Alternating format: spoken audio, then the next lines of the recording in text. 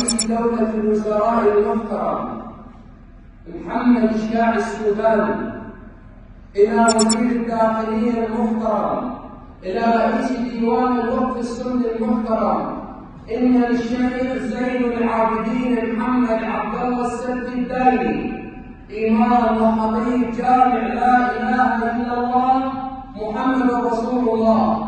هنالك في هذا الجامع فئة تكفيرية وخارجية تريد تفريق السنة والشيعة، وقد خاطبوني وقد اشتكيت عليهم في عدة مرات الأجهزة الأمنية.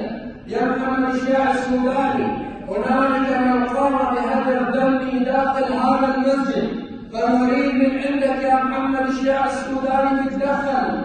هنالك من هذا المسجد يريدون قتلي وتفريقي ويأمرونني بخطر طائفي ضد المكون الشيعي، واتصلت على الجهات الأمنية وتأخذ إجراء، اتصلت على الأوقاف وتأخذ إجراء. آخر شيء صاروا تكتل تحسب من جماعة الحزب البعث النظام القائم، ويريدون قتلي وتهجيري وتفجيري. فآمن محمد الشياع السوداني رسالة لك، دمي في رقبتك وأقم الصلاة. هذه أعطاك ألقيها فلم أخطب بعد اليوم. الله أكبر. أقم الصلاة.